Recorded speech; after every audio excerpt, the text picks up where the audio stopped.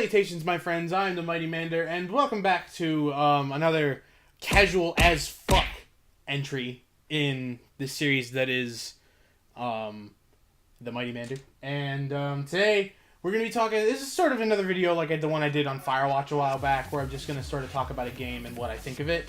A sort of lesser known game. I'm not going to do this with AAA, recently released things, because that's just dumb. Why would I do that? I don't know. Whatever. So today we're going to be talking about a game that was released on December 10th, 2015, I believe. It's a Wii U exclusive. It's called Fast Racing Neo, and it does live up to its namesake. It is fast. So what this game is, it's a sort of hovercraft racing game, like the likes of which you might find in a series like Wipeout or F-Zero, but it's a sort of new entry into that genre, that subgenre of racing game. It's I have here, it's sort of a de facto spiritual successor to F-Zero or Wipeout. It's like a super fast hovercraft racing on all sorts of crazy space-age tracks all over with all kinds of different locales. So I first saw this game on display at Nintendo's Treehouse livestream at E3 2015, and it immediately caught my attention. I saw that and I'm just like, damn, this game looks fucking cool. And I'm just like, yo, is it going to be a full release, or like what's going on about it? Because I didn't hear anything about it. They didn't really say that much about it. And I checked back in once in a while. Whenever I would remember that the game existed, I would just be like, oh yeah, that game's coming out. When's that coming out? What's going on with that? And I did that up until it released on December 10th, and I think I bought it. When did I buy that shit? I don't know. A while after that. I forgot about it for a while after it released, and then I just remembered. I'm like, oh yeah, that game exists, and then I went and bought it. It was only $15, so that was pretty cool. So let's talk about the game, what I think of it. So the game, it's a sort of arcade-style racer, wherein there's not really a lot of content. There's no story. There's very arcade-style progression. It reminds me of like an arcade cabinet game, like you would find in like any sort of arcade, Hydro Thunder. Or something like that. It's the only one that springs to mind. I can't really think of anything else. Maybe like Star Wars Pod Racing or some shit like that.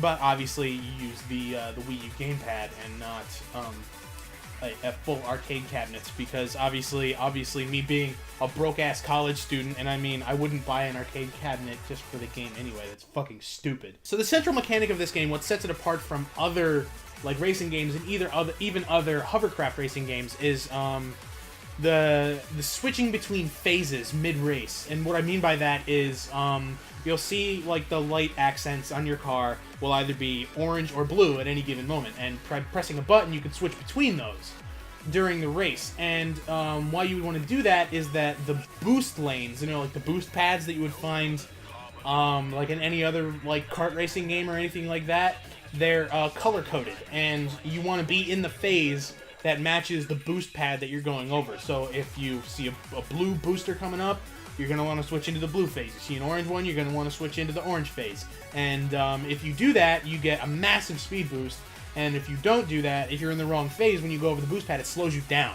So that it really leads to a bunch of like, I don't know, if you're good, it can really screw you if you're not on top of that and you're not paying attention to what phase you're in. The controls are, they're relatively approachable. They're a little bit hard to get used to. The game is, like I said, it's very fast. The sensation of speed in this game is just ridiculous.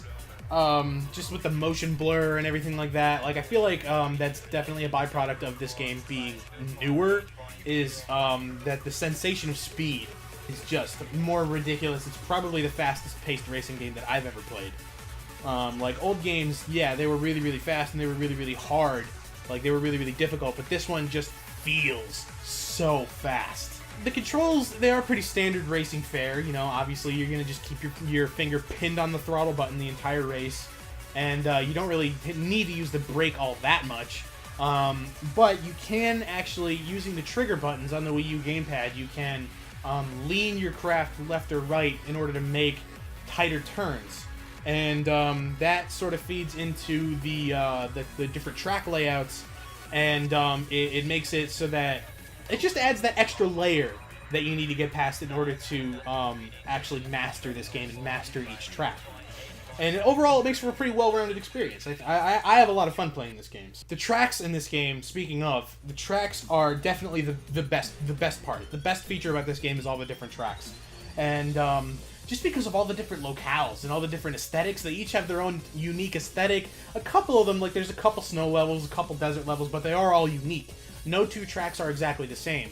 And like other than that, you got your standard ones. Like I said, you've got your your desert levels, your snow levels.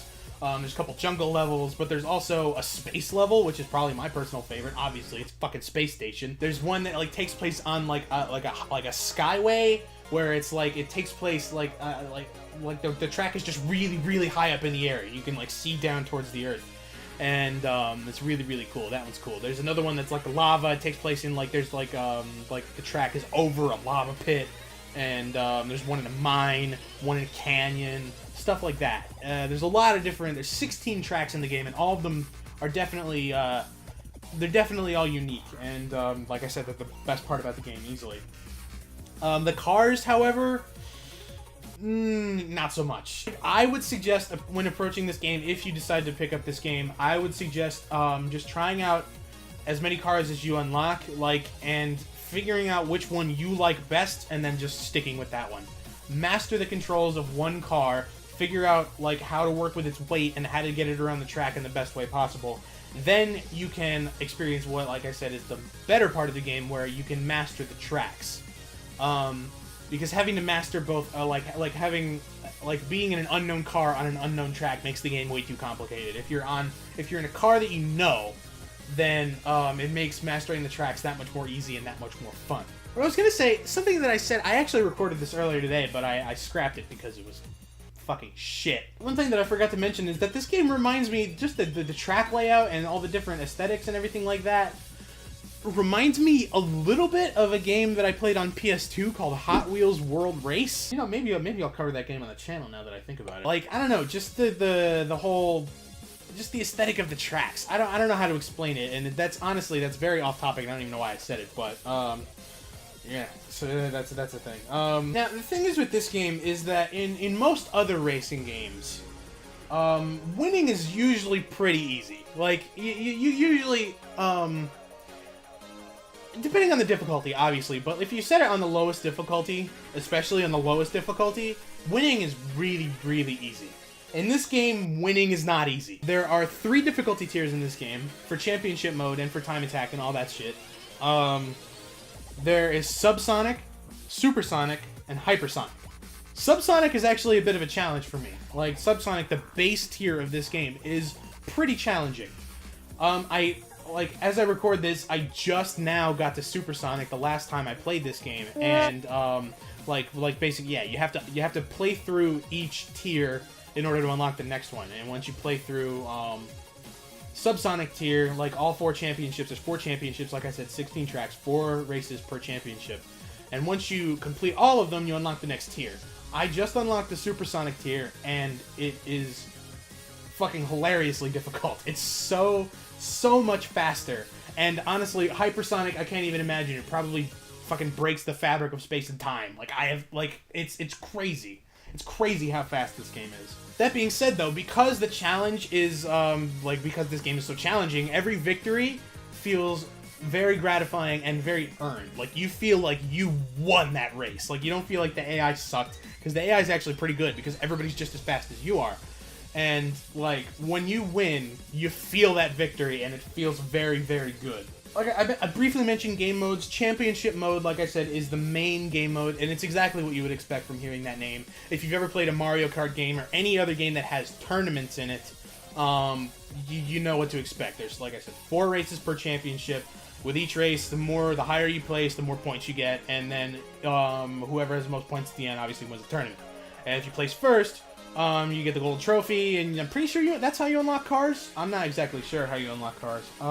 You might just Might just have to complete them. Like I said, if you've ever played like Mario Kart or anything, you know what to expect from that. Then you have other modes, like there's one mode called Hero Mode, which I have no idea how to even unlock that. It's locked once that's another thing about this game. A lot of shit is locked. A lot of shit is locked when you first play it, and you have to unlock pretty much everything. And I'm not entirely sure how I feel about that. I'm not sure if that's a positive or a negative thing. It might be depending on how you look at it. Like if you want to have all the content right up front so you can do whatever you want, then you might see it as negative, whereas if you want a challenge and you want to overcome obstacles and you want replay value to come back to the game and, you know, like, after a while and just keep unlocking shit, then you might see that as a positive. Like, there's some cars that I still haven't unlocked, as you'll probably see from the footage. I haven't tried online play, which, I mean, I can't imagine there is even anyone playing this game online. I feel like I'm the only person in the entire fucking world who's played this game, just because I haven't seen anything on it. Like, I'm pretty sure this video will be the only video that I have ever seen on YouTube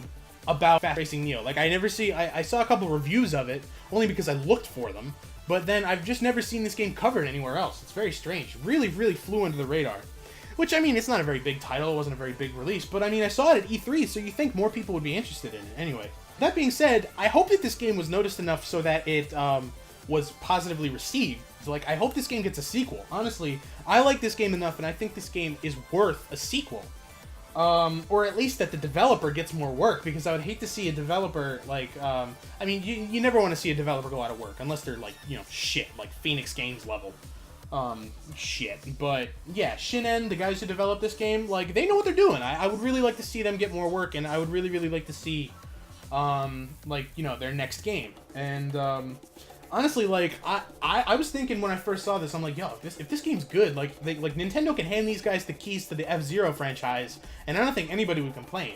Like, this game, like Fast Racing Neo could, like I said, it's a spiritual successor, a de facto spiritual successor, so, like, it could, like, these guys could make another F-Zero game, or Wipeout for that matter. Like, if Nintendo doesn't want to give them F-Zero, have them go to Sony, and Sony be like, here, you know, hand them the keys to the Wipeout franchise. Easy. Like, I wish it were that simple. But what shin'en have created here is a very, very solid, very, very fun, arcadey racing experience. And I really hope that they get more work out of this, because it's a good game. Overall, I'd give this game a solid 7 out of 10. And, like, I know that seems low because, like, you know, you look at the reviewers now and, like, you expect pretty much every game to get, like, an 8, 9, or 10. Those are, like, the scores that you aim for. Especially Game Informer in particular. Game Informer is really, really weird about their scores. There's, like, a very, very, like steep drop-off below, like, when you get below, like, an 8. Like, you sort of look at it because 8 and above gets the medals in Game Informer. But when you look at a game and it gets below an 8, you start to think, oh, yeah, that's not a very good game. But no, this is a really, really good game, and I think it has a lot of fun. The only thing is, like, my criticisms of the game are the difficulty curve is very, very harsh. This is not a very approachable game.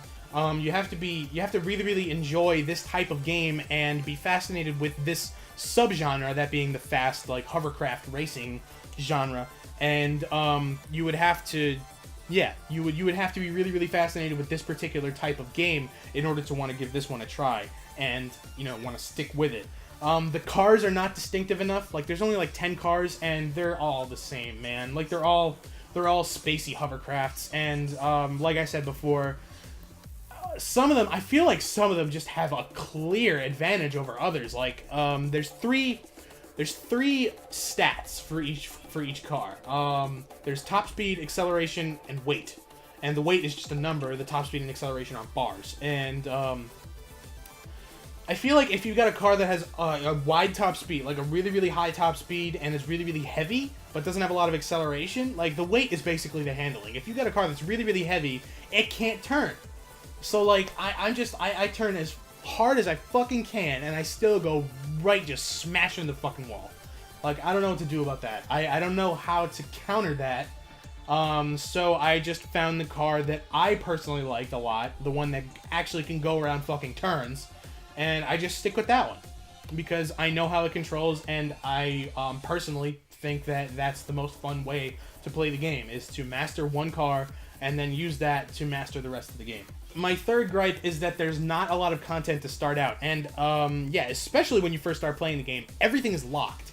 So, like, there is stuff to do, but there's not a lot to do. Like, you've got, basically, when you first start out, you've got championship mode, and you've got time attack, and that's it. And basically, that's all I've still got right now, because I haven't been able to unlock hypersonic or hero mode. I still don't even know what hero mode does, so that's a bit of a problem. I can see that being the gripe that people have with the game. But the positives of this game far outweigh the negatives in turn, like in my opinion at least. It makes the game a lot of fun. The track design is top-notch, some of the best I've ever seen in a racing game of this nature, with all the distinctive tracks and everything like that.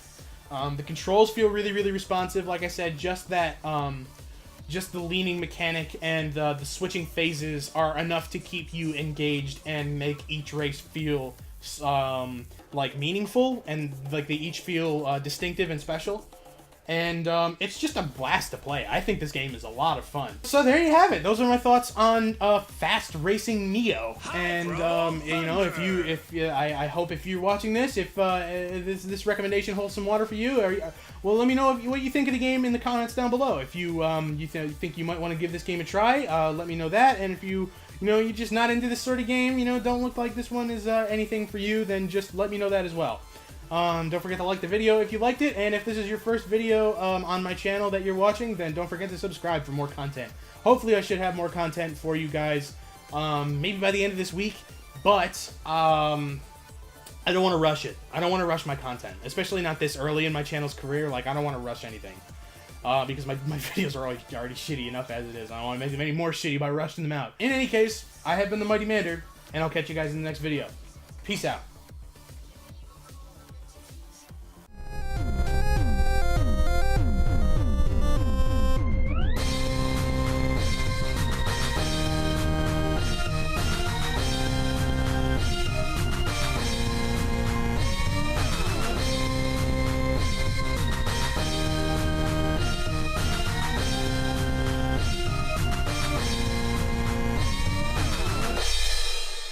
Oh, I got a Snapchat.